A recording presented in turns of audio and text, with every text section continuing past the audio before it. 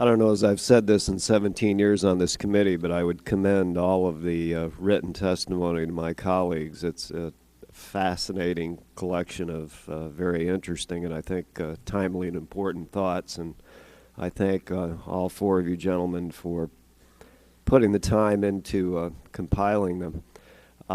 Dr. Cooper, you said on the very last line of your written as well as your spoken testimony,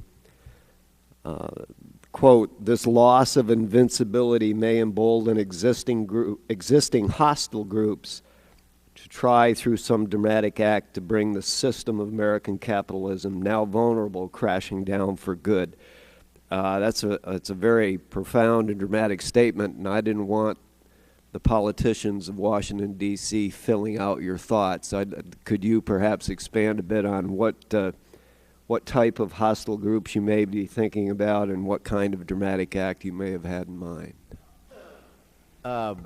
One need not speculate in this area. One can just think of history. 9/11 was a dramatic act designed to hit the heart of American capitalism. They also tried to hit the White House, but the heart was the towers in New York. And I can well imagine folks sitting in probably Pakistan now or Somalia thinking the system is much more fragile than I, for example, think it is, and one more dramatic act like that is enough to bring it crashing to its knees. And I think our intelligence system needs to have its sensors doubly out to pick up any tendency of that.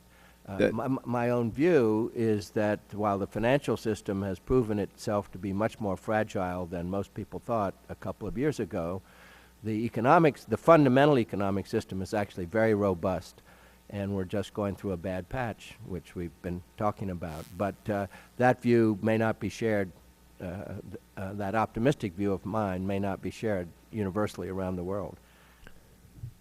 So obviously then you see a potential link between this crisis and particularly the world's view of the United States' role in this crisis and increased national security challenges. To state the obvious. Yes. Which brings me over to Dr. Zackheim's testimony, and he spoke of this, but it's also in his written testimony when he talked about the 1970s when the acquisition accounts, procurement, and research and development accounts of the armed services were somewhat put into suspension, and he makes the conclusion that as that happened, not only did our leading adversary, the Soviet Union, become far more reckless invading Afghanistan, but others like Iran also exploited what they perceived to be American weakness and introversion.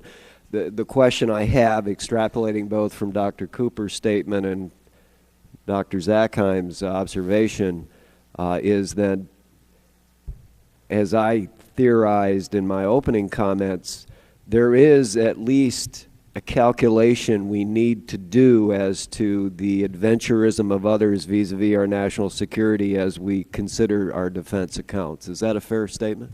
I certainly would agree. In fact, on this whole question of the impact of acquisition in the 70s, I was actually chatting with a friend of mine who reminded me that in the 1970s, after the Vietnam War, there were an awful lot of engineers running around without jobs because they'd been laid off in the cutbacks.